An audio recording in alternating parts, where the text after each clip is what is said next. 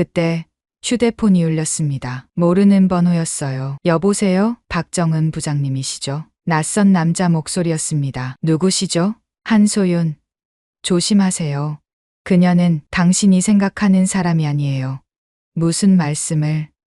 뚝. 전화가 끊겼습니다. 정은이 손에서 휴대폰이 미끄러졌어요. 당황스러웠습니다. 싹싹하고 명문대 수석 졸업에 회계사 자격증, 대기업 인턴 경력의 한소윤. 그녀는 제가 2년 동안 믿고 의지했던 후배이고 딸처럼 아꼈던 사람이었죠. 그런데 그런 사람을 조심하라니 도무지 이해가 되지 않았습니다.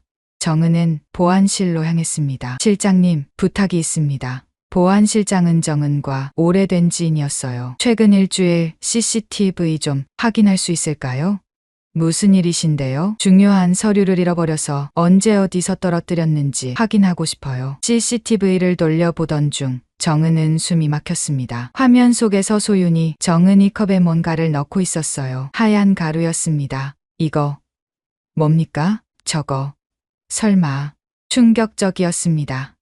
도대체 CCTV 속의 여직원은 무슨 일을 꾸미고 있는 것인지, 왜 이런 일이 벌어지는 건지 끝까지 함께 해주세요. 그 전에 구독과 좋아요 눌러주시면 오늘 하루 행복하실 겁니다. 시작하겠습니다. 빗방울이 창문을 두드리는 소리가 들렸습니다. 정은은 사무실 창밖을 바라보며 깊은 한숨을 내쉬었어요. 22살에 입사해서 벌써 20년째. 이 회사는 정은의 청춘 그 자체였죠. 부장님, 커피 한 잔 가져왔어요. 맑은 목소리에 정은이 돌아보았습니다. 한소윤이 환한 미소를 지으며 서 있었어요. 2년 전 입사한 29살의 후배였죠. 정은은 따뜻한 머그잔을 받아들며 미소를 지었습니다. 고마워요, 소윤 씨. 매번 이렇게 신경 써줘서. 아이, 당연한 거죠. 부장님한테 배우는 게 얼마나 많은데요. 소윤의 눈이 반짝였습니다. 그 눈빛은 언제나 진실해 보였어요. 정은은 잠시 2년 전을 떠올렸습니다. 그날은 유난히 더운 여름날이었죠. 신입사원 최종 면접날. 정은은 면접관 중 한 명이었습니다. 지원자들이 하나둘 들어왔다 나갔어요. 다들 비슷비슷했죠. 그런데 한소윤이 들어오는 순간 공기가 달라졌습니다. 안녕하십니까, 한소윤입니다. 씩씩한 인사, 꼿꼿한 자세. 무엇보다 그녀의 이력서가 눈부셨어요. 명문대 수석 졸업, 회계사 자격증, 대기업 인턴 경력, 완벽 그 자체였죠. 한소윤 씨, 왜 우리 같은 중견기업에 지원했나요? 임원이 물었습니다. 저는 숫자 뒤에 숨은 이야기를 찾는 걸 좋아해요. 대기업보다는 이곳에서 더 많은 걸 배울 수 있을 것 같았습니다. 대답도 완벽했어요. 면접이 끝나고 임원들은 입을 모았죠. 이런 인재가 우리 회사에 오다니. 재무팀에 꼭 필요한 사람이야. 그렇게 소윤이 입사했습니다. 그리고 정은이 그녀의 멘토가 되었죠. 처음엔 걱정했어요. 엘리트 출신들은 보통 눈이 높거든요. 중간 관리자인 자신에게 제대로 배우려 할까? 하지만 소윤은 달랐습니다. 부장님, 이 보고서 형식이 잘 이해가 안 가는데요. 한 번 더 설명해 주실 수 있어요? 퇴근 시간이 훌쩍 지난 저녁이었죠. 정은이 설명을 시작하자 소윤은 노트에 하나하나 적어내갔어요. 그 진지한 표정, 반짝이는 눈빛. 정은의 마음이 따뜻해졌습니다. 이런 후배라면 정말 잘 가르쳐주고 싶다. 그날부터 둘은 거의 붙어 다녔어요. 정은이 야근하면 소윤도 남았습니다. 부장님, 혼자 하시면 힘드시잖아요. 제가 도와드릴게요. 아니야, 소윤 씨는 퇴근해. 신입사원이 너무 무리하면 안 돼. 괜찮아요. 부장님한테 빨리 배워서 도움이 되고 싶어요. 그런 소윤을 보며 정은은 딸 같은 마음이 들었죠. 집에서는 고등학생 아들 하나뿐이었는데 이런 착한 딸이 있었으면 좋겠다는 생각도 했어요. 어느 날은 정은이 감기에 걸렸습니다. 목소리가 갈라지고 기침이 계속 나왔죠. 그런데 다음 날 아침 책상 위에 따뜻한 차와 감기약이 놓여 있었어요. 메모도 있었습니다. 부장님, 어제 기침하시는 거 보고 준비했어요. 빨리 나으세요, 소윤. 정은의 눈시울이 뜨거워졌습니다. 언제 이렇게 챙겨줬을까? 회사 사람들도 부러워했어요. 정은 부장님은 정말 복 받으셨어요. 그런 후배 어디서 구했어요? 소윤 씨가 부장님을 얼마나 존경하는지 몰라요. 그럴 때마다 정은은 어깨가 으쓱했죠. 20년 회사 생활 중 가장 행복한 시기였어요. 그러던 어느 날 대표이사가 정은을 불렀습니다. 정은 부장, 이번에 큰 프로젝트가 있어. 대표의 표정이 진지했어요. 신약 개발 프로젝트야. 우리 회사 운명이 걸린 일이지. 재무 관리가 핵심이야. 네, 최선을 다하겠습니다. 연구소에서 2주간 합숙하면서 집중 작업을 해야 해. 혼자서는 힘들 테니 팀원 한 명을 데려가. 정은은 망설임 없이 대답했습니다. 한소윤 대리를 데려가겠습니다. 대표가 고개를 끄덕였어요. 좋은 선택이야. 소윤 대리는 정말 뛰어나더군. 회사로 돌아온 정은은 소윤에게 소식을 전했습니다. 소윤 씨, 이번에 연구소 프로젝트에 같이 가게 됐어요. 정말요? 부장님과 함께 일할 수 있다니 영광이에요. 소윤의 얼굴이 환해졌습니다. 그런데 잠깐 그 미소 속에 뭔가 다른 게 스쳐 지나간 것 같았어요. 하지만 너무 빨라서 정은은 놓치고 말았죠. 2주간 합숙이에요. 힘들 거예요. 부장님과 함께라면 뭐든 할 수 있어요. 소윤이 주먹을 불끈 쥐었습니다. 그 모습이 너무 귀여워서 정은은 웃음이 나왔어요. 일주일 후 둘은 연구소로 향했습니다. 회사에서 차로 2시간 거리. 산속에 위치한 연구소는 조용하고 한적했어요. 본관 옆에는 작은 숙소 건물이 있었죠. 두 사람이 쓸 방은 나란히 붙어 있었습니다. 와, 공기가 정말 좋네요.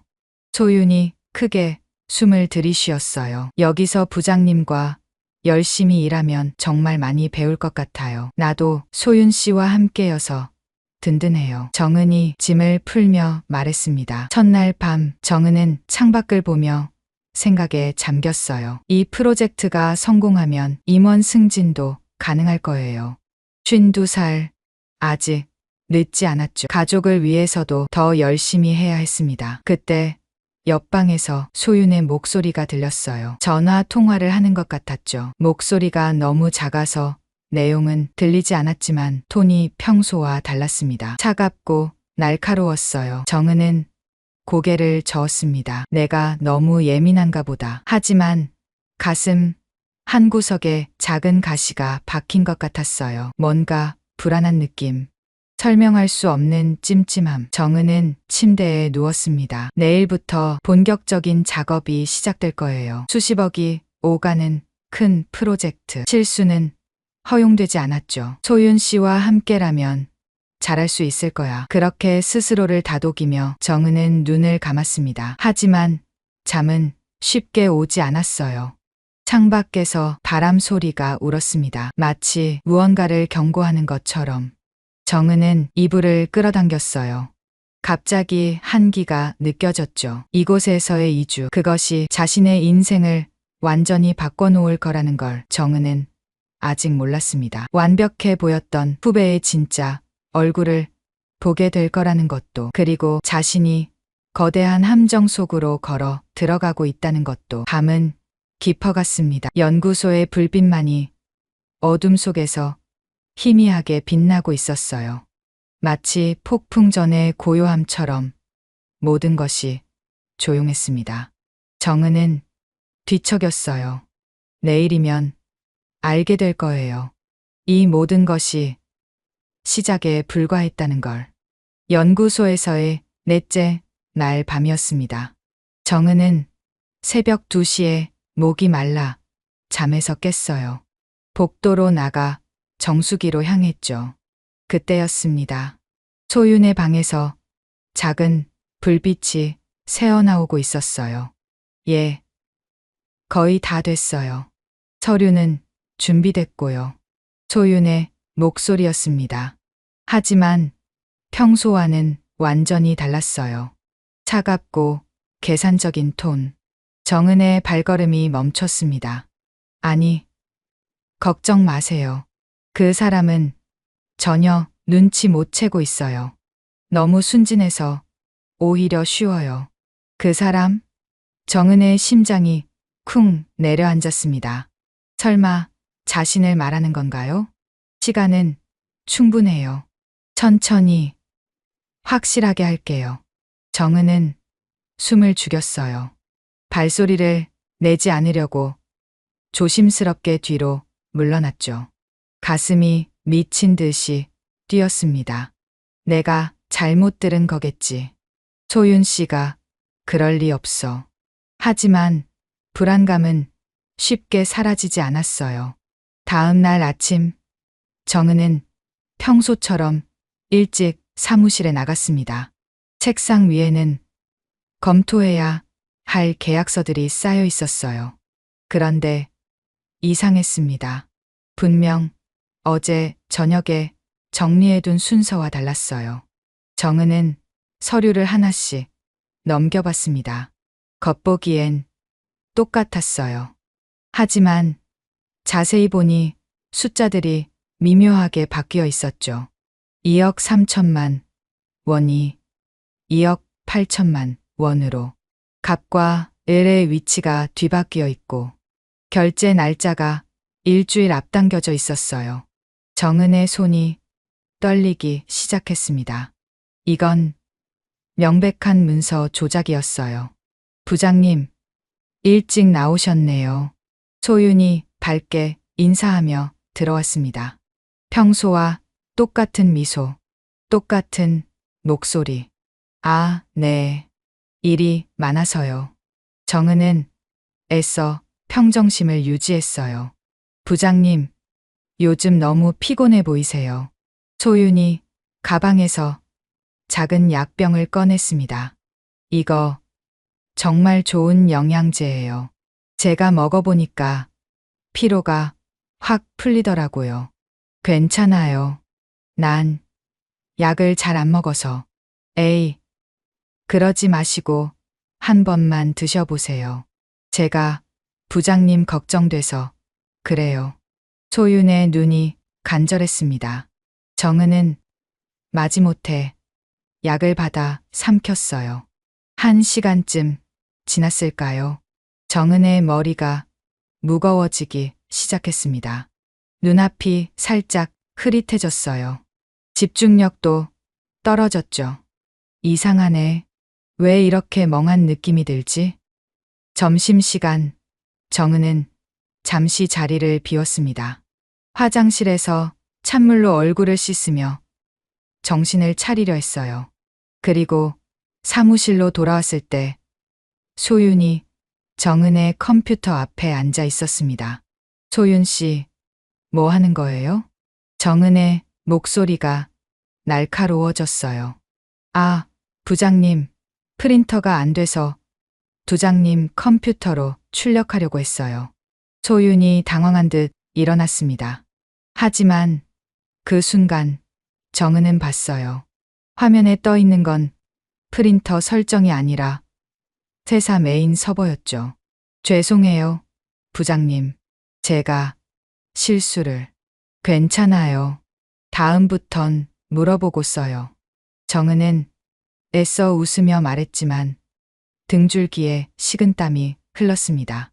그날 저녁 정은은 IT팀 후배에게 전화를 걸었어요. 정민아, 부탁이 있는데 내 아이디 접속 기록 좀 확인해 줄 수 있어? 네, 부장님. 잠시만요. 이상한데요? 뭐가? 부장님 아이디로 새벽 3시, 4시에도 접속 기록이 있어요. 그것도 연구소 IP에서요. 정은의 얼굴이 창백해졌습니다. 그 시간엔 자신은 깊이 잠들어 있었어요. 정민아, 이 얘기는 아무한테도 하지 마. 네, 알겠습니다. 전화를 끊은 정은은 머리를 감싸 쥐었어요.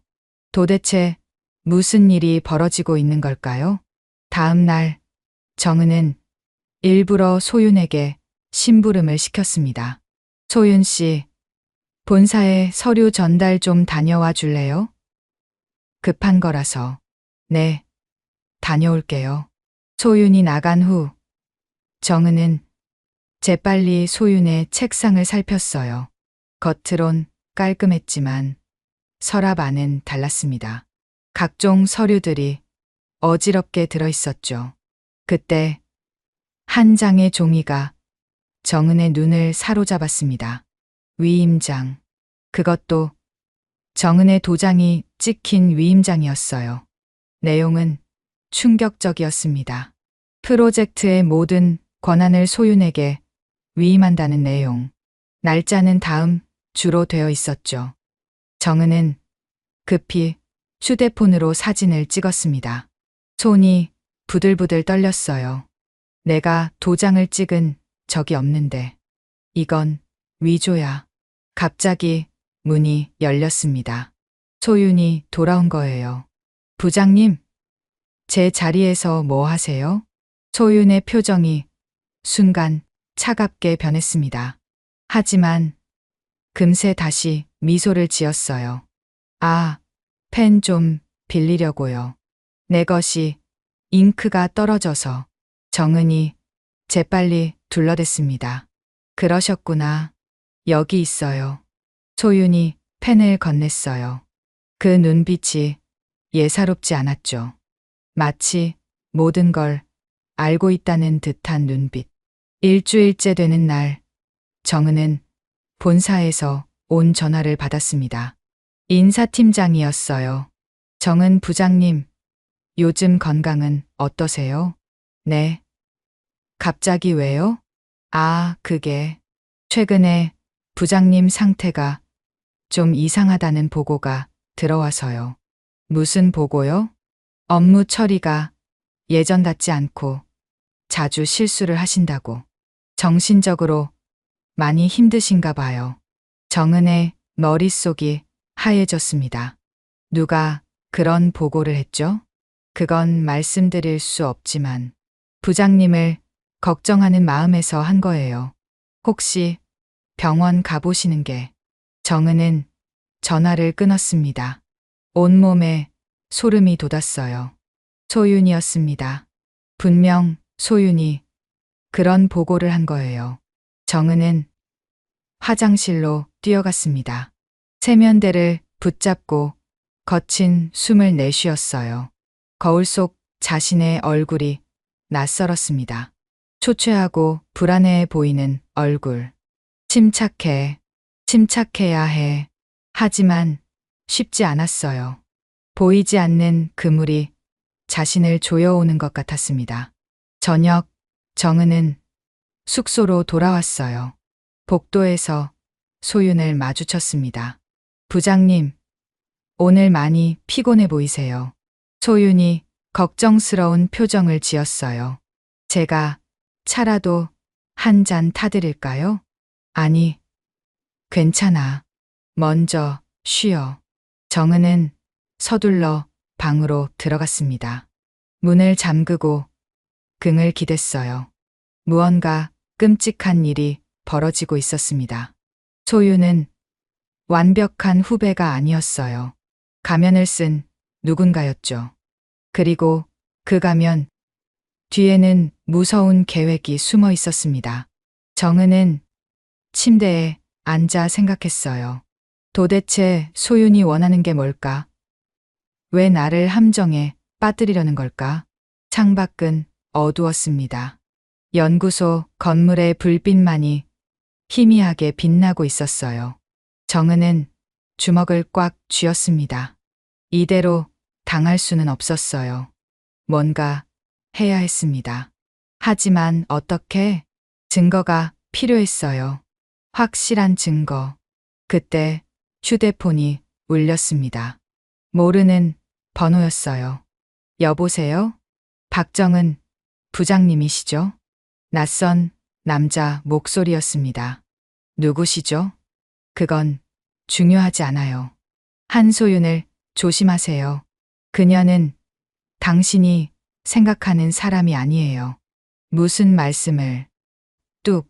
전화가 끊겼습니다. 정은의 손에서 휴대폰이 미끄러졌어요. 온몸이 차가워졌습니다. 균열은 이미 시작됐어요. 그리고 그것은 점점 더 커지고 있었죠. 익명의 전화를 받은 다음 날 아침, 정은의 휴대폰이 울렸습니다. 해외 지사에 파견 중인 동료 최현수였어요. 정은아, 나 현수야. 급한 얘기가 있어. 현수의 목소리가 떨리고 있었습니다. 무슨 일이야? 한소윤이란 사람, 내 팀에 있지. 응, 왜? 그 사람, 가짜야. 정은의 심장이 멈추는 것 같았어요. 무슨 소리야? 내가 우연히 알게 됐는데, 한소윤의 경력이 전부 조작이래. 이전 회사들에서 횡령 의혹이 있었대. 이름도 여러 개를 써왔고, 정은의 다리에 힘이 풀렸습니다. 의자에 털썩 주저앉았어요. 확실해? 내 친구가 검찰에 있거든. 조사 중인 사건이래. 조심해, 정은아. 그 여자 위험해. 전화를 끄는 정은은 한동안 움직일 수 없었어요. 모든 퍼즐 조각이 맞춰지기 시작했습니다. 수상한 통화, 문서 조작, 이상한 약. 전부 계획된 일이었던 거예요. 점심시간 소윤이 회의로 자리를 비웠습니다. 정은은 이때를 놓치지 않았어요. 떨리는 손으로 소윤의 컴퓨터를 켰습니다. 비밀번호가 걸려 있었지만 정은은 며칠 전 소윤이 입력하는 걸 어깨너머로 봤었죠. 1234QWER. 너무 단순한 비밀번호. 자신을 완전히 무시하고 있다는 증거였어요. 컴퓨터가 켜졌습니다. 정은은 재빨리 파일들을 뒤졌어요. 그리고 발견했습니다. 프로젝트 X라는 이름의 폴더. 안에는 충격적인 문서들이 가득했어요. 첫 번째 파일. 정신과 진단서였습니다. 정은의 이름으로 된 가짜 진단서. 심각한 우울증, 판단력 저하, 망상 증세라고 적혀 있었어요. 의사 서명까지 완벽하게 위조되어 있었죠. 두 번째 파일. 자금 이체 계획서였습니다. 프로젝트 자금 50억을 여러 계좌로 나눠서 떼돌리는 상세한 계획. 최종 목적지는 해외 계좌였어요. 세 번째 파일이 가장 충격적이었습니다. 정은의 이름으로 만들어진 페이퍼 컴퍼니 서류들. 싱가포르, 홍콩, 케이맨 제도. 정은이 들어본 적도 없는 회사들이 자신의 이름으로 만들어져 있었어요. 정은의 손이 미친 듯이 떨렸습니다.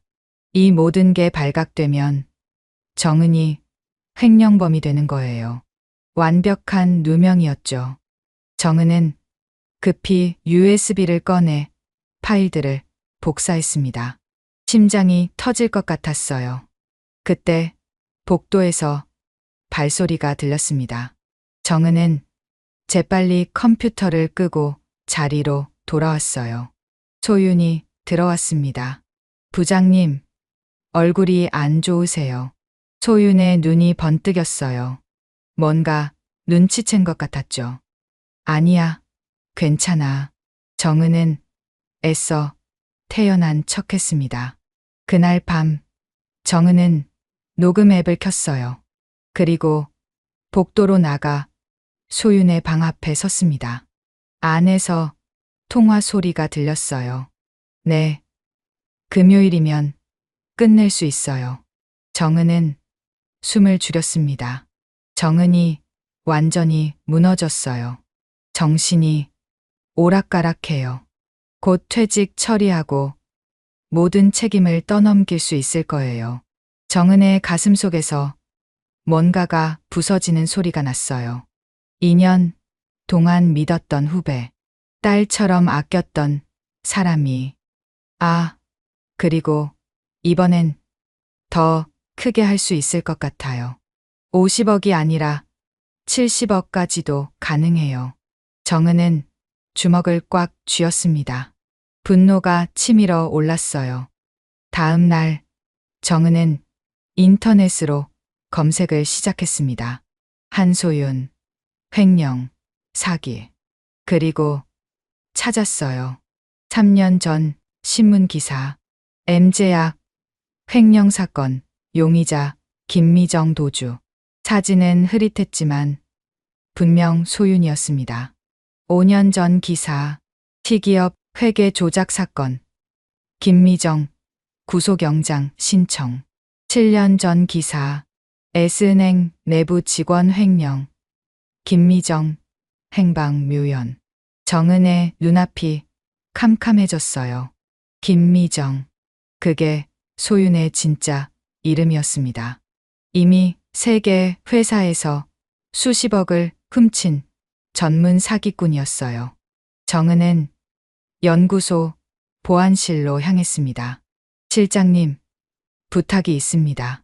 보안실장은 정은과 오래된 지인이었어요. 최근 일주일 CCTV 좀 확인할 수 있을까요? 무슨 일이신데요? 중요한 서류를 잃어버려서 언제 어디서 떨어뜨렸는지 확인하고 싶어요. 거짓말이었지만 다른 방법이 없었죠.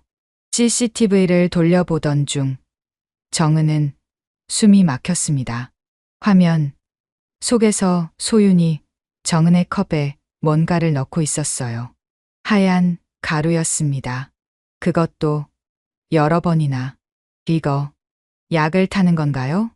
보안실장도 놀란 표정이었어요. 실장님, 이 영상 복사본 좀 만들어주세요. 그리고 이 일은 비밀로 해주세요. 알겠습니다. 조심하세요, 부장님. 정은은 USB에 영상을 담았습니다. 이제 확실한 증거들이 모였어요. 소윤, 아니, 김미정의 정체, 횡령, 계획서, 약물 투여 영상, 과거, 범죄 기록, 모든 게 명백했습니다. 그날 저녁, 정은은 방에서 증거들을 정리했어요. 클라우드에 백업하고 USB 여러 개에 복사했습니다. 그리고 믿을 수 있는 감사팀 선배에게 암호화해서 전송했어요. 선배님, 이 파일 꼭 보관해 주세요. 금요일까지 제가 연락 없으면 바로 검찰에 제출해 주세요. 답장이 왔습니다. 무슨 일이야? 위험한 거야? 나중에 설명할게요. 부탁해요. 정은은 깊은 숨을 내쉬었습니다. 이제 반격할 차례였어요. 창밖을 보니 소윤이 전화를 하며 걷고 있었습니다. 여전히 밝은 표정이었죠. 아무것도 모르는 척. 이제 누가 함정에 빠지는지 보자. 정은의 눈빛이 차갑게 빛났습니다. 금요일이 이틀 앞으로 다가왔어요. 소윤이 최종 계획을 실행할 날. 하지만 정은도 준비가 끝났습니다. 그날 밤 정은은 일기를 썼어요. 20년 회사 생활 중 가장 힘든 시간이었다. 하지만 포기하지 않을 것이다. 내 이름과 명예를 지킬 것이다. 그리고 더 이상 피해자가 나오지 않도록 막을 것이다. 펜을 내려놓은 정은은 창밖을 바라봤습니다. 폭풍이 오고 있었어요. 하지만 이번엔 정은이 준비되어 있었습니다. 운명의 금요일이 밝았습니다. 정은은 새벽 5시에 눈을 떴어요. 가슴이 두근거렸습니다. 오늘이 모든 게 결정되는 날이었죠. 전날 밤 정은은 소윤의 또 다른 통화를 엿들었습니다. 오늘 밤 10시에 끝내겠습니다. 약을 평소보다 3배로 늘릴 거예요. 완전히 정신을 잃을 겁니다. 그때 모든 서류에 서명을 받고 자금을 이체할 거예요. 그 말을 듣는 순간 정은의 등골이 서늘해졌어요. 하지만 이미 대비책은 준비되어 있었습니다. 아침, 정은은 평소처럼 사무실로 갔어요. 소윤이 밝게 인사했습니다. 부장님, 좋은 아침이에요. 그 미소가 오늘따라 섬뜩했어요. 독사의 미소 같았죠. 응, 좋은 아침. 정은도 미소를 지었습니다. 아무것도 모르는 척. 오전 내내 정은은 일에 집중하는 척 했어요. 하지만 실제로는 마지막 준비를 하고 있었죠. 모든 증거 파일을 다시 한번 확인했습니다. 클라우드 3곳의 백업, USB 5개의 복사, 그리고 믿을 수 있는 사람들에게 암호화해서 전송. 점심시간 정은은 화장실에서 감사팀 선배와 통화했어요. 선배, 오늘 밤 11시까지 제가 연락 없으면 바로 움직여 주세요. 알았어. 검찰, 금융감독원, 국세청 다 준비시켜놨어. 걱정 마. 오후가 되자 소윤의 태도가 미묘하게 달라졌습니다. 더 친절했어요. 지나칠 정도로. 부장님, 오늘 정말 수고 많으셨어요. 이 프로젝트 거의 끝나가네요. 그러게. 다음 주면 본사로 돌아가겠네. 예. 그럴 거예요. 소윤의 눈빛이 이상했습니다. 승리를 확신하는 듯한 눈빛. 저녁 7시 소윤이 저녁을 제안했어요. 부장님, 오늘 고생하신 거 제가 저녁 대접할게요. 숙소, 식당에서요. 그래, 좋아. 정은은 담담하게 대답했습니다. 식당에서 소윤은 정은의 앞에 스테이크를 놓았어요. 그리고 와인도. 부장님, 건배해요. 프로젝트 성공을 위해. 정은은 와인잔을 들었습니다. 하지만 입술만 대고 마시는 척했어요. 이미 소윤이 뭔가를 탔다는 걸 알고 있었으니까요. 식사 중간 소윤이 화장실에 갔습니다. 정은은 재빨리 와인을 화분에 버렸어요. 그리고 물로 잔을 채웠죠. 소윤이 돌아왔을 때 정은은 졸린 척 연기를 시작했습니다. 갑자기 너무 피곤하네. 눈을 비비고 하품을 했어요. 소윤의 눈이 반짝였습니다. 계획대로 되고 있다고 생각한 거죠. 부장님, 방으로 모실게요. 소윤이 정은의 팔을 잡았어요. 정은은 비틀거리는 척하며 따라갔습니다. 방에 들어가자 소윤이 말했어요. 부장님, 여기 앉으세요. 서류 몇 개만 확인하시면 돼요. 정은은 의자에 털썩 앉았습니다. 눈을 감았다 떴다 하며 정신없는 척했어요. 소윤이 서류를 꺼냈습니다. 위임장, 자금 이체 승인서, 퇴직 동의서. 정은을 완전히 파멸시킬 서류들이었죠.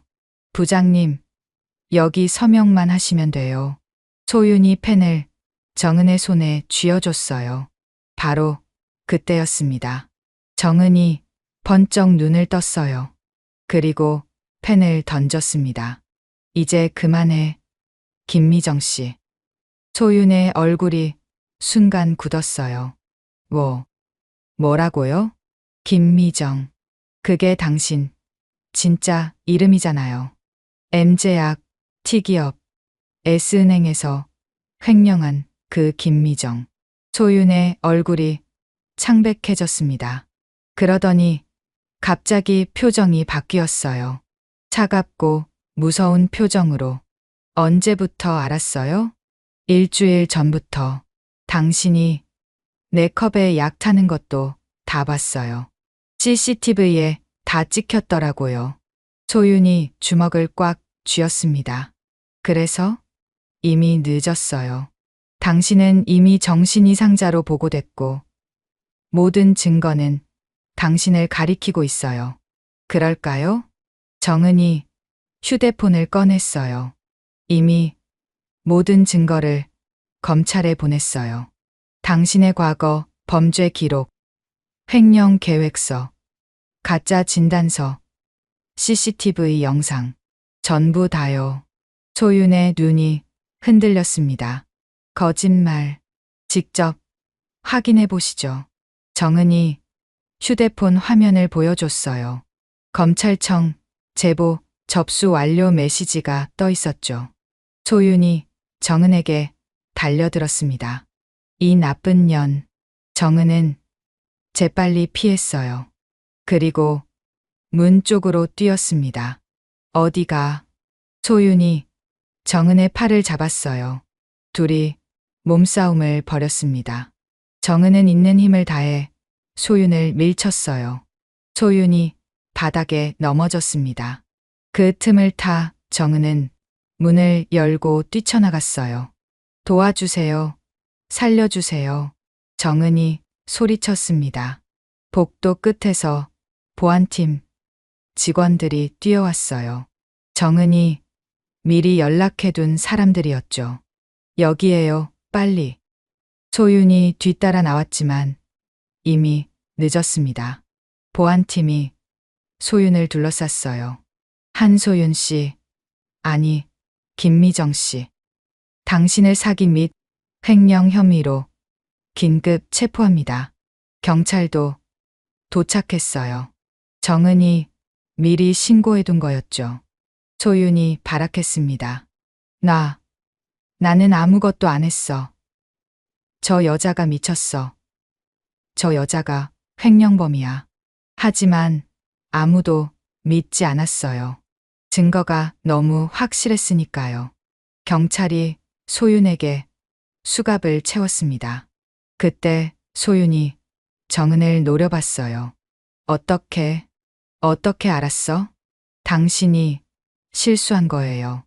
너무 완벽하려고 했어요. 하지만 완벽한 범죄는 없죠. 정은의 목소리는 담담했습니다. 그리고 진짜를 가짜로 만들 순 없어요. 20년간 쌓아온 신뢰는 2년짜리 거짓말로 무너지지 않아요. 소윤이 끌려가면서 소리쳤어요. 후회할 거야. 내가 가만 안 둬. 하지만 그 말은 허공에 흩어졌습니다. 정은은 다리에 힘이 풀려 바닥에 주저앉았어요. 끝났습니다. 악몽 같은 2주가 끝났어요. 보안팀장이 정은을 일으켜 세웠습니다. 부장님, 괜찮으세요? 예, 이제 괜찮아요. 그때 대표이사가 도착했어요. 정은이 보낸 메일을 보고 급히 온 거였죠. 정은 부장, 정말 수고했어요. 회사를 구했어요. 대표의 눈에 눈물이 고였습니다. 그날 밤 경찰은 소윤의 숙소를 수색했어요. 노트북에서 충격적인 자료가 발견됐습니다. 다음 표적 리스트였어요. 전국 10개 회사의 임원들 명단과 상세한 접근 계획이 있었죠. 이 사람 조직적으로 움직였네요. 공범이 더 있을 거예요. 경찰의 말에 정은은 소름이 돋았어요. 만약 자신이 막지 못했다면 더 많은 피해자가 나왔을 거예요. 새벽 3시 정은은 연구소를 떠났습니다. 차 안에서 정은은 하늘을 올려다봤어요. 별이 빛나고 있었습니다. 끝났어. 정말 끝났어. 눈물이 흘렀어요. 공포의 눈물이 아니었습니다. 안도의 눈물이었죠. 휴대폰이 울렸어요. 남편이었습니다. 여보, 괜찮아? 뉴스 봤어. 응, 이제 괜찮아. 집에 갈게. 잘했어. 정말 자랑스러워. 남편의 목소리에 정은은 또 울었어요. 길고 어두운 터널을 빠져나온 기분이었습니다. 하지만 아직 끝이 아니었어요. 이제 시작이었죠. 정의를 실현하는 일의 시작. 석 달 후 서울중앙지방법원. 정은은 증인석에 앉아 있었습니다. 맞은편 피고인석의 김미정을 바라봤어요. 한때 한소윤이라 불렸던 그녀는 이제 초라한 죄수복을 입고 있었죠. 증인, 피고인이 약물을 투여한 것이 확실합니까? 검사의 질문에 정은은 고개를 들었습니다. 네, 확실합니다. CCTV에도 찍혀 있고 병원 검사 결과도 있습니다. 정은의 목소리는 떨리지 않았어요. 석 달 동안 이 순간을 준비해 왔으니까요. 김미정이 정은을 노려봤습니다. 그 눈빛에는 여전히 도끼가 서려 있었어요. 하지만 정은은 피하지 않았습니다. 똑바로 마주봤어요. 재판이 진행되면서 충격적인 사실들이 밝혀졌습니다. 김미정은 혼자가 아니었어요. 전국적인 조직이 있었죠. 의사 면허증을 위조하는 사람, 가짜 서류를 만드는 사람, 해외 계좌를 관리하는 사람, 거대한 범죄 조직이었습니다. 피고인은 7년간 4개 회사에서 총 87억 원을 횡령했습니다. 검사의 말에 방청석이 술렁였어요. 정은의 옆에는 다른 피해자들도 있었습니다. M제약의 김 부장, T기업의 이 과장, S은행의 최 차장, 모두 김미정에게 당했던 사람들이었죠. 덕분에 진실이 밝혀졌어요. 김 부장이 정은의 손을 잡았습니다. 저는 3년 동안 범인 누명을 쓰고 살았어요. 가족도 떠나고 죽고 싶었죠. 그의 눈에 눈물이 고였어요. 판결이 나왔습니다. 피고인 김미정에게 징역 15년을 선고합니다. 법정이 조용해졌어요. 김미정의 얼굴이 일그러졌습니다. 15년, 긴 시간이었죠. 정은은 깊은 한숨을 내쉬었어요. 끝났습니다. 정말로 끝났어요. 법원을 나오며 정은은 하늘을 올려다봤습니다. 맑고 푸른 하늘, 가슴이 뻥 뚫리는 기분이었어요. 회사로 돌아온 정은을 동료들이 박수로 맞았습니다. 정은 부장님, 대단하셨어요. 우리 회사의 영웅이에요. 정은의 눈시울이 뜨거워졌어요. 대표이사실로 불려간 정은. 대표가 일어나 정은의 손을 꽉 잡았습니다. 정은 부장, 아니 이제 정은 이사님이라고 불러야겠네요. 정은의 눈이 커졌어요. 이사요? 이사회에서 만장일치로 결정했습니다. 특별 공로상과 함께 상무이사 승진이에요. 정은의 다리가 후들거렸습니다. 52살의 임원, 꿈만 같았어요. 그리고 한 가지 더. 내부감사, 시스템, 개선, TF팀을 만들었어요. 팀장을 맡아주세요. 정은은 고개를 끄덕였습니다. 최선을 다하겠습니다. 6개월이 지났어요. 정은은 전국을 돌며 강연을 했습니다.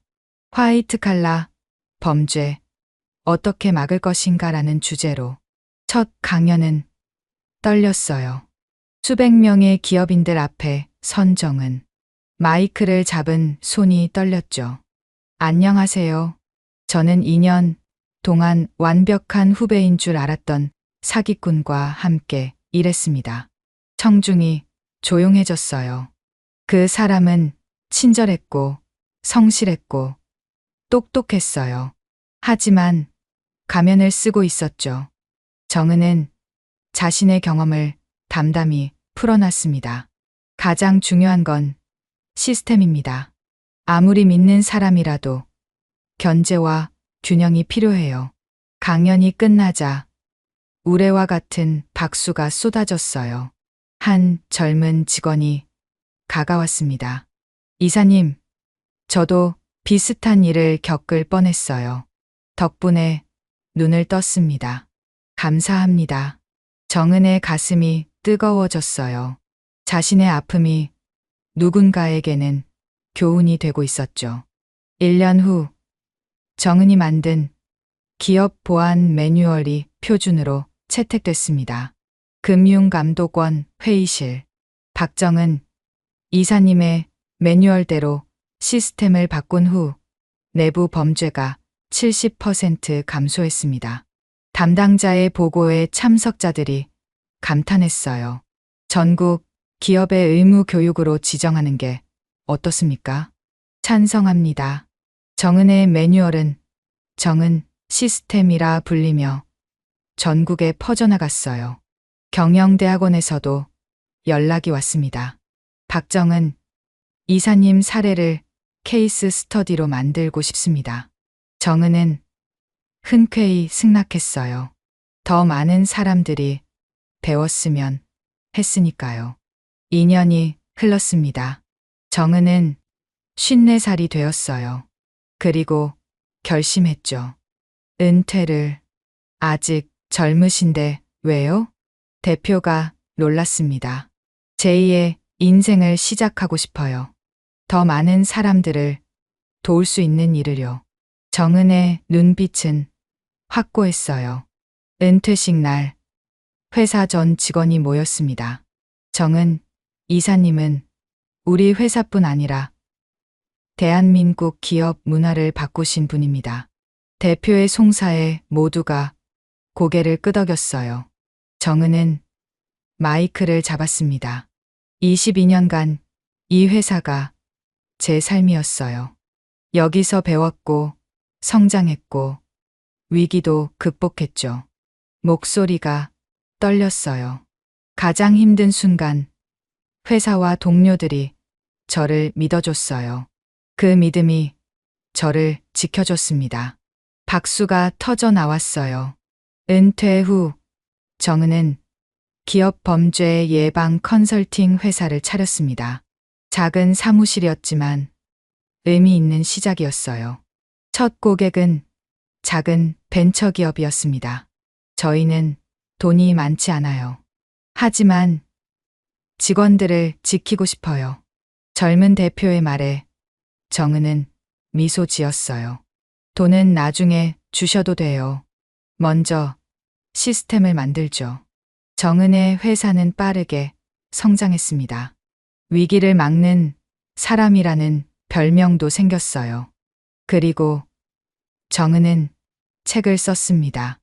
위기를 기회로 52세 부장의 생존법. 집필하는 동안 많이 울었어요. 그때의 공포와 배신감이 다시 밀려왔죠. 하지만 계속 썼습니다. 누군가에게 도움이 되길 바라며. 책이 출간되자 폭발적인 반응이 왔어요. 덕분에 회사를 지켰습니다. 비슷한 일을 겪고 있었는데 용기를 얻었어요. 독자들의 편지가 쏟아졌습니다. 베스트셀러 1위. 서점에서 자신의 책을 보며 정은은 생각했어요. 소유나, 아니, 김미정. 당신이 준 상처가 이렇게 많은 사람을 구하고 있어. 어느 날 정은에게 특별한 손님이 찾아왔습니다. 안녕하세요, 이사님. 젊은 여성이었어요. 저는 김미정의 피해자 중 한 명이었어요. 5년 전 인턴이었을 때요.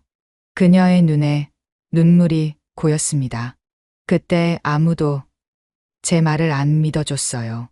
미쳐서 회사를 그만뒀죠. 그런데 이사님 덕분에 진실이 밝혀졌어요. 정은이 그녀의 손을 잡았어요. 이제 괜찮아요. 다 지나갔어요. 이사님, 회사에서 일하고 싶어요. 저도 피해자들을 돕고 싶어요. 정은은 고개를 끄덕였습니다. 환영해요. 5년 후 정은의 회사는 100명 규모로 성장했어요. 전국에 지사도 생겼죠. 59살이 된 정은은 여전히 현장을 뛰었습니다. 대표님, 이번엔 부산입니다. 대기업에서 요청이 왔어요. 비서의 보고를 듣던 정은이 미소 지었어요. 출발하죠. 가방을 든 정은의 뒷모습은 당당했습니다. 위기를 기회로 바꾼 사람.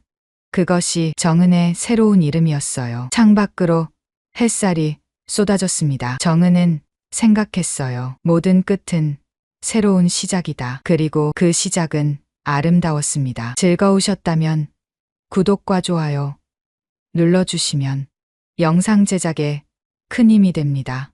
다음에 더 좋은 사연으로 찾아뵙겠습니다. 감사합니다. 짜장면 왔습니다. 준혁이 힘차게 인사하자 한할아버지가 지팡이를 짚고 일어났어요. 아이고, 전내 몇 살이야? 22살입니다. 허허, 내가 전쟁 나갔을 때랑 똑같네. 준혁은 조심스럽게 짜장면을 나르기 시작했어요.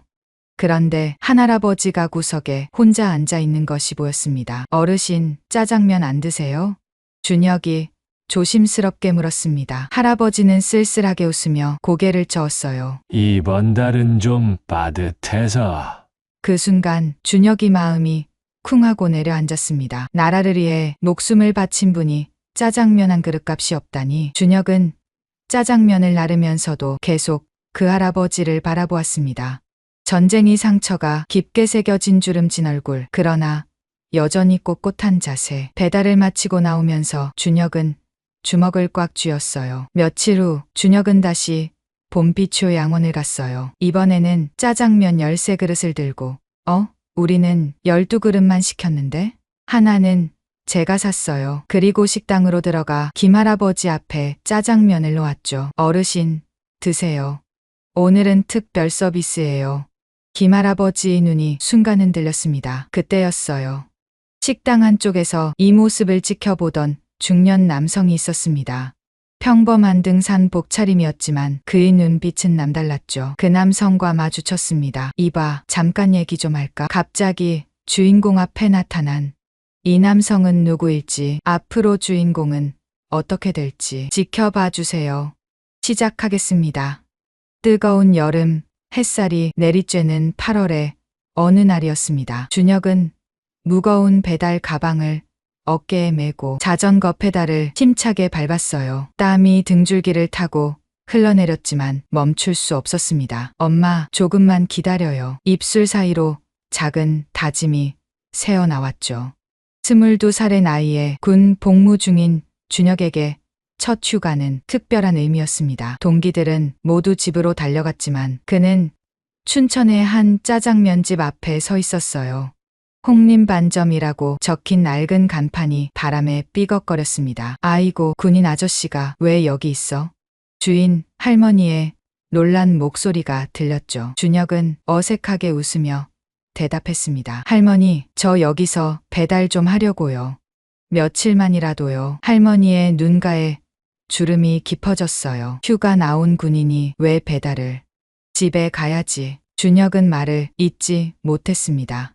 어머니가 암으로 쓰러진 이야기를 어떻게 꺼낼 수 있을까요? 병원비가 하루에 10만 원씩 나간다는 것을 어떻게 말할 수 있을까요? 그저 고개를 숙인 채 말했죠. 제발요, 할머니.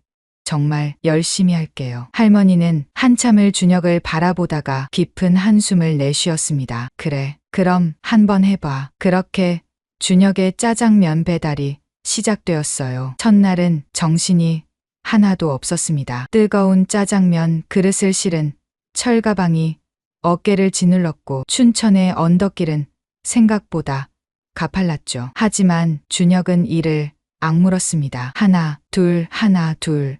군대에서 배운 구호를 속으로 외치며 페달을 밟았어요. 셋째 날 특별한 주문이 들어왔습니다. 준혁아, 여기 봄빛 요양원으로 12그릇 배달 가야 해.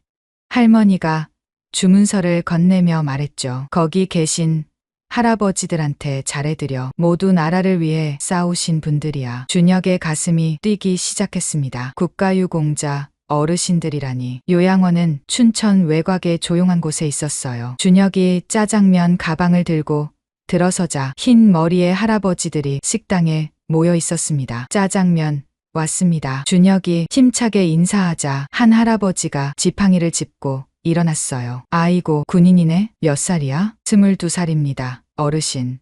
허허, 내가 전쟁 나갔을 때랑 똑같네. 할아버지의 눈가에 그림자가 드리웠습니다. 준혁은 조심스럽게 짜장면을 나르기 시작했어요. 그런데 한 할아버지가 구석에 혼자 앉아 있는 것이 보였습니다. 다른 분들과 달리 짜장면을 주문하지 않으셨나 봐요. 어르신, 짜장면 안 드세요?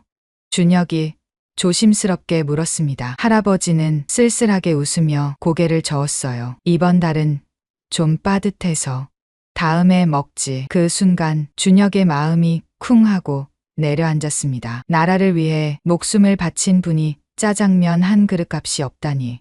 다른 할아버지가 말을 보탰죠. 김 상사는 자식들이 다 외국에 있어서 우리라도 가끔 사주려고 하는데 안 받아. 준혁은 짜장면을 나르면서도 계속 그 할아버지를 바라보았습니다. 전쟁의 상처가 깊게 새겨진 주름진 얼굴, 그러나 여전히 꼿꼿한 자세.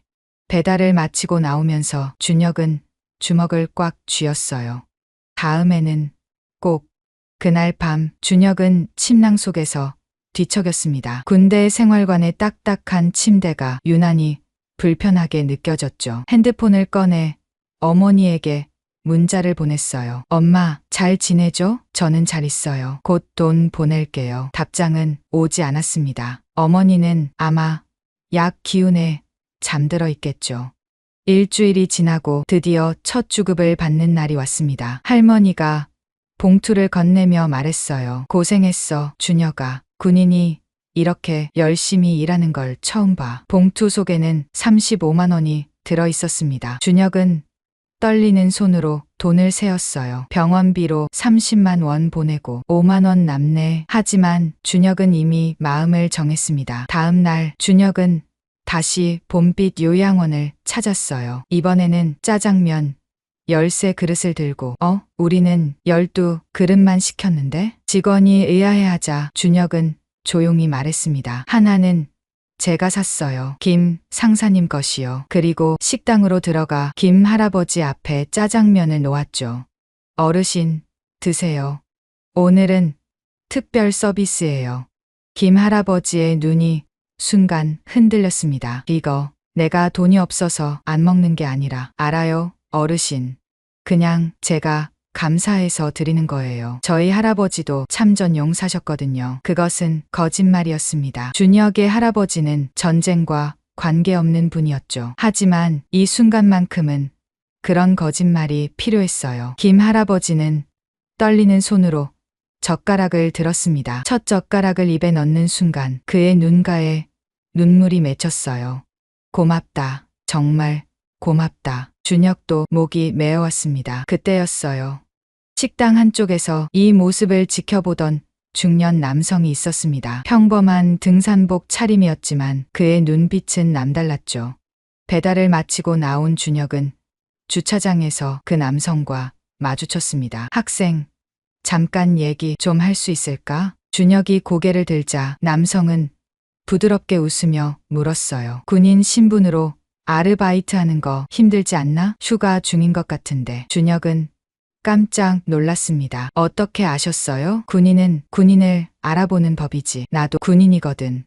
남성은 주머니에서 명함을 꺼냈어요. 하지만 주지는 않고 다시 넣었습니다. 방금 내가 한 일 참 보기 좋았어. 그런데 혹시 부대에서 IT 관련 일을 하니? 준혁은 더욱 놀랐어요. 네, 저 정보통신병입니다. 아, 그렇구나. 혹시 시간 있으면 잠깐 도와줄 수 있을까? 내 노트북이 좀 이상한데. 남성은 차에서 노트북을 꺼내 보여주었습니다. 화면에는 복잡한 에러 메시지가 떠 있었죠. 준혁은 능숙하게 키보드를 두드리기 시작했어요. 10분도 안 되어 문제를 해결했습니다. 와, 정말 실력이 좋네. 어디서 배웠어? 대학교에서 컴퓨터공학 전공했습니다. 남성의 눈빛이 더욱 부드러워졌어요. 그래, 고생이 많구나. 그리고는 지갑에서 10,000원짜리 한 장을 꺼내 준혁에게 건넸습니다. 아닙니다. 괜찮습니다. 준혁이 손을 저으며 거절하자 남성은 웃으며 말했죠. 이건 수고비가 아니야. 아까 내가 할아버지께 짜장면 사드린 값이야. 대신 내드리는 거니까 부담 갖지 마. 준혁은 어찌할 바를 몰랐습니다. 그래도 받아. 그리고 계속 좋은 일 해. 내가 한 일은 짜장면 한 그릇이 아니야. 누군가의 마음을 따뜻하게 해준 거지. 남성은 그렇게 말하고는 차를 타고 떠났습니다. 준혁은 한참을 그 자리에 서 있었어요. 손에 쥔 10,000원이 무겁게 느껴졌죠. 그날 밤 준혁은 부대로 복귀했습니다. 생활관에 들어서자 선임이 소리쳤어요. 야, 박준혁, 너 휴가 중에도 부대 서버 관리했다며? 아, 예. 원격으로 접속해서 점검했습니다. 미친놈. 휴가 중에 그런 걸 왜 해? 준혁은 쑥스럽게 웃었어요. 그냥 제가 없으면 다른 분들이 고생하실 것 같아서 말입니다. 선임들은 혀를 찼지만 눈빛은 따뜻했습니다. 그래도 휴가 중엔 좀 쉬어. 앞으로 군 생활이 얼마나 남았는데. 그때 누군가 말했죠. 내일부터 중대 재배치 있대. 준혁이 너도 아마 자리 옮길 거야. 준혁의 가슴이 철렁 내려앉았습니다. 새로운 부서, 새로운 선임. 그것이 무엇을 의미하는지 잘 알고 있었으니까요. 창밖으로 보이는 달빛이 유난히 차갑게 느껴졌습니다. 하지만 준혁은 주머니 속 10,000원을 만지며 다짐했어요. 어떤 일이 있어도 버텨야 해. 엄마를 위해서, 그리고 나를 믿어준 사람들을 위해서. 그는 아직 몰랐습니다. 내일 만날 최민재 중사가 얼마나 무서운 사람인지, 그리고 오늘 만난 그 중년 남성이 누구였는지도요. 운명의 톱니바퀴는 이미 돌기 시작했습니다. 짜장면 한 그릇에서 시작된 작은 인연이 훗날 얼마나 큰 파장을 일으킬지 아무도 예상하지 못했죠. 준혁은 침대에 누워 어머니에게 문자를 보냈습니다. 엄마, 오늘 좋은 일이 있었어요. 우리도 곧 좋은 날이 올 거예요. 사랑해요. 이번에는 답장이 왔어요. 아들, 고마워. 엄마도 사랑해. 준혁은 핸드폰을 꼭 쥐고 잠이 들었습니다. 내일은 어떤 하루가 될지 모르지만 오늘만큼은 마음이 따뜻했으니까요. 아침 6시 기상 나팔 소리가 병영을 울렸습니다. 준혁은 무거운 몸을 일으켰어요. 어제 받은 재배치 통보가 가슴을 짓눌렀죠. 새로운 부서, 새로운 선임. 불안한 마음으로 세면장으로 향했습니다.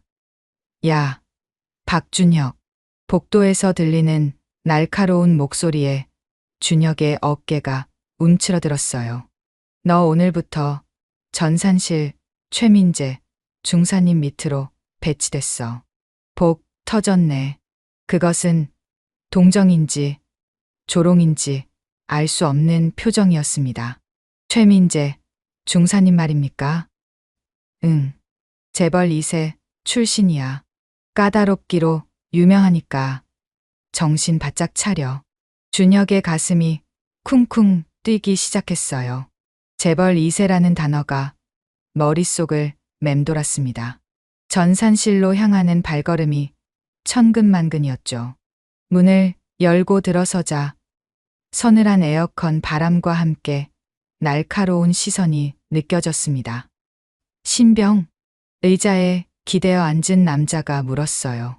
깔끔하게 빗어 넘긴 머리, 고급스러운 시계, 그리고 차가운 눈빛. 최민재 중사였습니다. 박준혁 하사입니다. 준혁이 경례를 하자 민재는 코웃음을 쳤어요. 하사? 겨우 하사가 여기 왜 왔어? 전산 특기병으로 배치받았습니다. 민재는 천천히 일어났습니다. 준혁보다 머리 하나는 더 큰 키였죠. 그는 준혁의 주위를 빙빙 돌며 훑어보았어요. 전산 특기병. 대학은? K대학교 컴퓨터공학과입니다. 순간 민재의 눈빛이 변했어요. 날카롭던 눈이 더욱 차갑게 식었죠. K대? 나도 거기 떨어졌는데. 짧은 한마디였지만 그 안에는 독이 가득했습니다. 민재는 자리로 돌아가며 말했어요. 앞으로 내 밑에서 일하게 될 거야. 규칙은 간단해. 내가 시키는 건 뭐든 한다. 질문하지 않는다. 알았나? 네, 알겠습니다.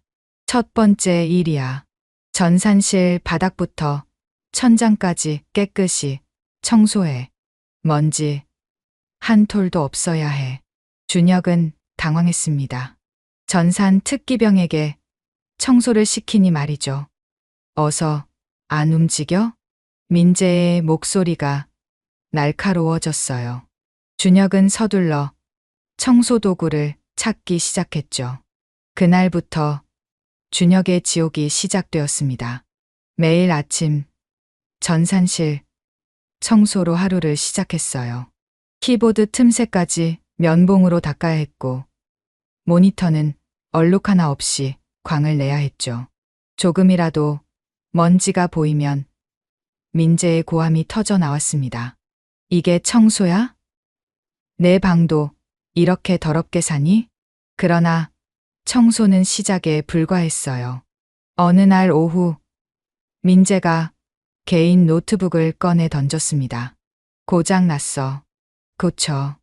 이건 개인 물품인데. 뭐, 지금 대들어? 민재의 목소리가 얼음처럼 차가워졌어요. 준혁은 입을 다물고 노트북을 받았습니다. 노트북을 켜자 화면에는 이상한 프로그램들이 가득했어요. 대부분 가상화폐 거래 프로그램이었죠. 준혁은 묵묵히 바이러스를 제거하고 시스템을 정리했습니다. 그런데 그때였어요.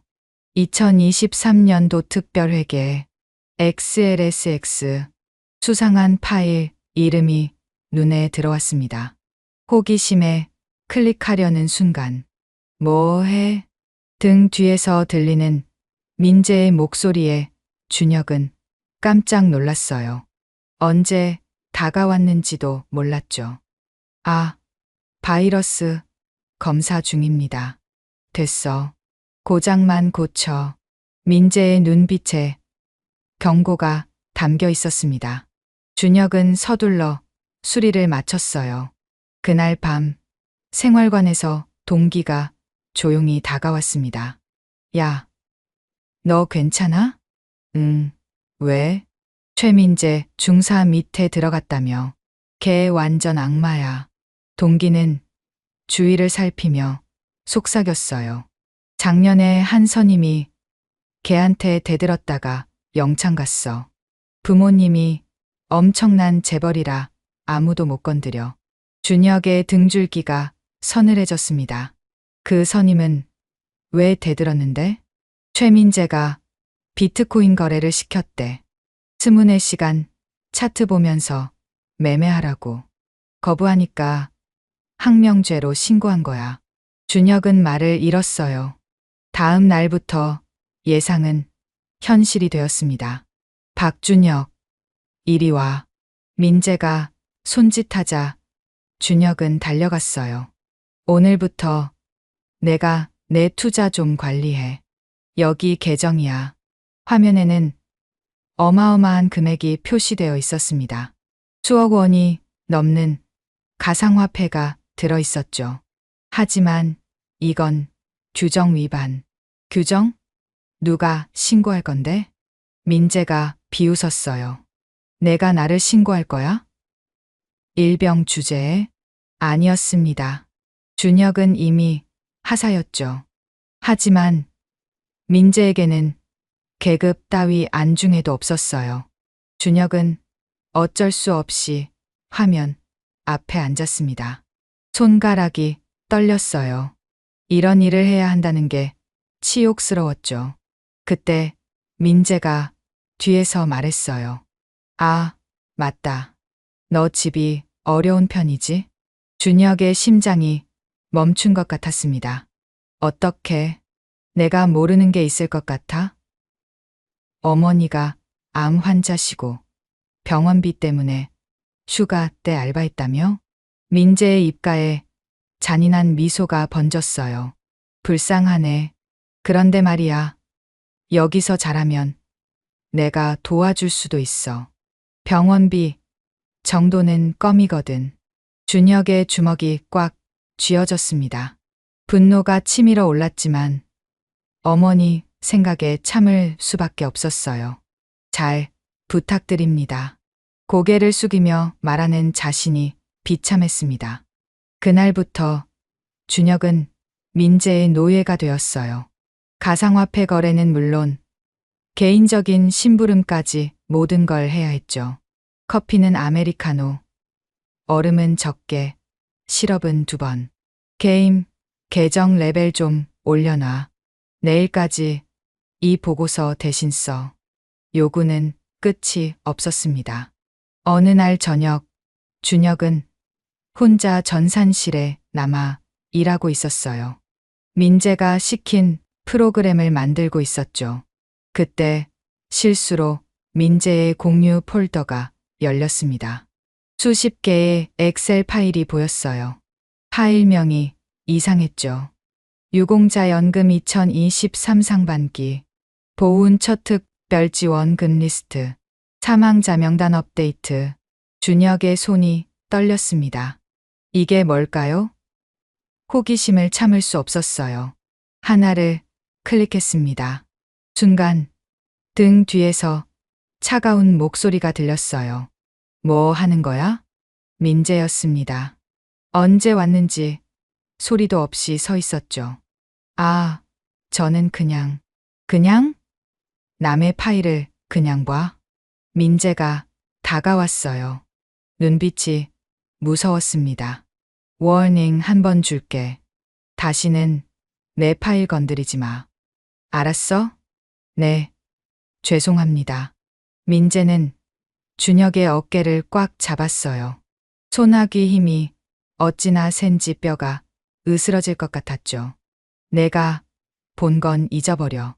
그리고 명심해. 나한테 잘못 보이면 너뿐만 아니라 내 가족도 가만 안 둬. 준혁의 온몸이 얼어붙었습니다. 가족을 건드린다니. 민재가 나간 후 준혁은 의자에 주저앉았어요. 온몸에서 힘이 빠졌죠. 핸드폰을 꺼내 어머니 사진을 보았습니다. 엄마, 미안해요. 조금만 더 참을게요. 눈물이 났지만 꾹 참았어요. 여기서 울면 안 됩니다. 약한 모습을 보이면 더 괴롭힘 당할 테니까요. 그때 문자가 왔어요. 병원에서였습니다. 보호자님, 이번 달 치료비가 연체되었습니다. 준혁의 가슴이 무너졌어요. 이번 달 월급은 다음 주에나 나올 텐데. 밖에서 동료들의 웃음소리가 들렸습니다. 모두가 행복해 보였어요. 하지만 준혁은 혼자 어둠 속에 있었죠. 창밖을 보니 달이 떠 있었습니다. 봄빛 요양원에서 만났던 김 할아버지가 생각났어요. 그리고 그날의 따뜻했던 마음도. 조금만 더 버티자. 분명 좋은 날이 올 거야. 준혁은 다시 컴퓨터 앞에 앉았습니다. 민재가 시킨 일을 마저 해야 했으니까요. 하지만 머릿속에서는 그 이상한 엑셀 파일들이 계속 맴돌았어요. 유공자, 연금, 사망자 명단. 이것들이 무엇을 의미하는 걸까요? 준혁은 아직 몰랐습니다. 자신이 거대한 범죄의 증거를 목격했다는 것을. 그리고 운명이 곧 특별한 만남을 준비하고 있다는 것도요. 새벽 3시, 준혁의 핸드폰이 진동했습니다. 이 시간에 누구지? 졸린 눈을 비비며 화면을 확인했어요. 모르는 번호였죠. 평소라면 무시했겠지만 왠지 불안한 마음에 받았습니다. 박준혁 하사님이신가요? 낮고 묵직한 목소리였어요. 어디서 들어본 것 같은데. 네, 맞습니다. 실례지만 누구시죠? 지난번 봄빛 요양원에서 만났던 사람입니다. 노트북 고쳐주셨죠? 준혁의 잠이 확 깼어요. 그 중년 남성이었습니다. 아, 네, 기억합니다. 급한 일이 있어서요. 내일 오전 10시 사단장실로 와주실 수 있나요? 사단장실이라고요? 준혁의 심장이 쿵쿵 뛰기 시작했습니다. 그런데 왜 사단장실에? 그때 말씀드리죠. 아, 그리고 이 통화는 비밀로 해주세요. 아무에게도 말하지 마시고요. 전화가 끊어졌어요. 준혁은 멍하니 핸드폰을 바라보았습니다. 그 사람이 누구길래 사단장실에서 만나자는 걸까요? 다음 날 아침, 준혁은 불안한 마음으로 부대의 생활을 시작했어요.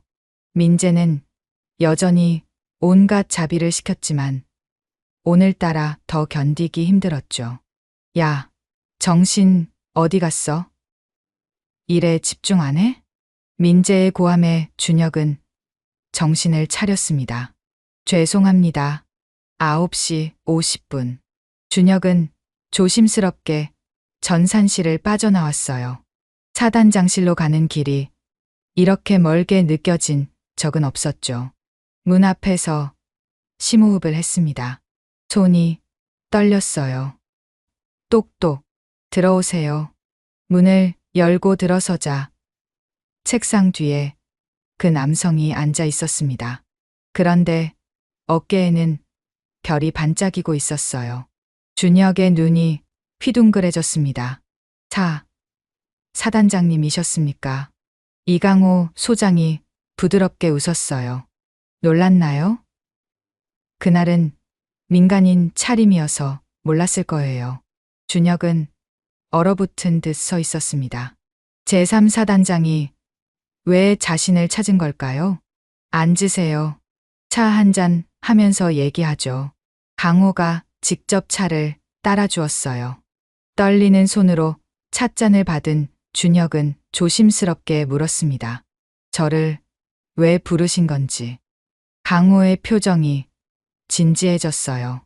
박하사, 혹시 최근에 이상한 일을 목격한 적 없나요? 특히 전산 관련해서요. 준혁의 가슴이 철렁했습니다. 그 엑셀 파일들이 떠올랐죠. 그게 편하게 말해요. 여기는 안전합니다. 강호의 따뜻한 눈빛에 준혁은 용기를 냈어요. 최민재 중사 컴퓨터에서 이상한 파일들을 봤습니다. 유공자, 연금이나 사망자 명단 같은. 강호가 고개를 끄덕였습니다. 역시 그랬군요. 사실 한 달 전부터 이상한 제보들이 들어왔어요. 국가유공자 지원금이 비정상적으로 집행되고 있다고요. 준혁은 숨을 죽이고 들었습니다. 그런데 증거를 찾기가 어려웠죠. 누군가 교묘하게 전산 기록을 조작하고 있었거든요. 그래서 IT 전문가가 필요했습니다. 강호가 서류 뭉치를 꺼냈어요. 박 하사를 조사해봤어요. K대 컴퓨터공학과 수석 입학, 해킹 방어 대회 우승. 대단한 실력이더군요. 준혁은 쑥스러워했습니다. 별거 아닙니다.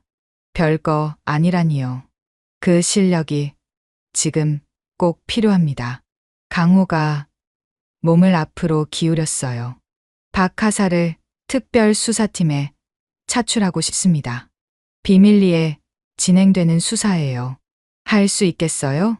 준혁은 망설였습니다. 민재의 위협이 떠올랐죠. 하지만 하겠습니다. 결심했어요. 더는 두려움에 숨어 있을 수 없었습니다.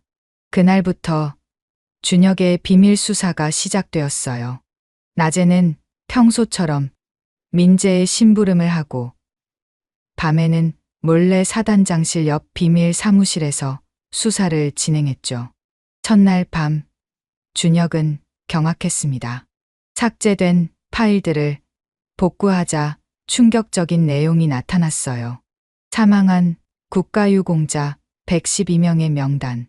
그런데 이들의 계좌로 여전히 지원금이 입금되고 있었죠. 이미 돌아가신 분들인데 어떻게? 준혁은 더 깊이 파고들었어요. 복잡한 암호를 풀고 숨겨진 거래 내역을 추적했습니다. 그리고 발견했죠. 거대한 범죄 조직을. 세상에 이럴 수가. 모니터에는 충격적인 사실이 표시되어 있었어요. 민재를 중심으로 12명의 군인이 조직적으로 유공자 지원금을 빼돌리고 있었던 겁니다. 수법도 교묘했어요. 사망한 유공자의 가족인 척하며 서류를 위조하고 그 돈을 가상화폐로 바꿔 해외로 빼돌리고 있었죠. 피해액이 52억 원? 준혁의 손이 떨렸습니다. 이렇게 큰 금액을 훔쳐갔다니. 더 충격적인 건 실제 피해자들의 상황이었어요. 한 문서를 열어보니 생존해 계신 유공자분들의 지원 신청이 예산 부족으로 거절된 기록이 수두룩했습니다. 이 돈이면 얼마나 많은 분들을 도울 수 있었을까. 준혁의 눈에 눈물이 맺혔어요. 봄빛 요양원의 김 할아버지가 떠올랐죠. 짜장면 한 그릇도 망설이던 그 모습이. 분노가 치밀어 올랐습니다. 이런 나쁜 놈들. 준혁은 밤을 새워가며 증거를 모았어요. 블록체인 거래 기록, 위조된 서류, 비밀 대화 내용까지. 특히 충격적인 건 민재의 메신저 대화였습니다. 이번 달도 대박이네 크크. 죽은 늙은이들 덕분에 떼돈 벌었어. 곧 해외로 튈 준비 끝. 바보 같은 군대 바이. 준혁의 주먹이 꽉 쥐어졌어요. 이런 인간이 중사 계급을 달고 있다니. 일주일 후 준혁은 완벽한 증거를 확보했습니다. 사단장님, 모든 준비가 끝났습니다. 강호는 준혁이 정리한 보고서를 보며 감탄했어요. 정말 대단하군요. 이 정도 증거면 충분합니다. 그런데 사단장님, 한 가지 궁금한 게 있습니다. 뭔가요? 왜 저를 믿고 이런 중요한 일을 맡기신 건지. 강호가 잔잔히 웃었어요. 봄빛 요양원에서 봤잖아요. 자기 돈으로 유공자 어르신께 짜장면을 사드리는 청년을. 그런 사람이라면 믿을 수 있다고 생각했죠. 준혁의 가슴이 뜨거워졌습니다. 그날 밤 준혁은 전산실에서 민재와 마주쳤어요. 민재는 여전히 거만한 표정이었죠. 야, 내일까지 이것도 처리해둬. 서류를 던지는 민재를 보며 준혁은 속으로 생각했습니다. 이제 고지야. 내가 벌인 짓에 대가를 치르게 될 거야. 하지만 겉으로는 평소처럼 고개를 숙였어요. 네, 알겠습니다. 민재가 나간 후 준혁은 창밖을 바라보았습니다. 곧 정의가 실현될 거예요. 그동안 고통받은 유공자분들의 명예가 회복될 거고요. 엄마, 조금만 더 기다려요. 이 일이 끝나면 당당하게 집에 갈 수 있을 거예요. 준혁은 마지막 증거 파일을 저장했습니다. 내일이면 모든 게 끝날 겁니다. 운명의 날이 밝았습니다. 준혁은 평소보다 일찍 일어났어요. 오늘이 바로 일제 검거가 있는 날이었죠. 손이 미세하게 떨렸지만 마음은 단단했습니다. 오늘로 끝이야. 전산실로 향하는 발걸음이 가벼웠어요. 곧 민재의 추악한 얼굴을 보지 않아도 된다는 생각에 가슴이 뛰었죠. 그런데 전산실에 들어서자마자 이상한 기운이 느껴졌습니다. 민재가 의자를 돌려 준혁을 똑바로 바라보고 있었어요. 평소와 다른 차가운 미소가 입가에 걸려 있었죠. 박준혁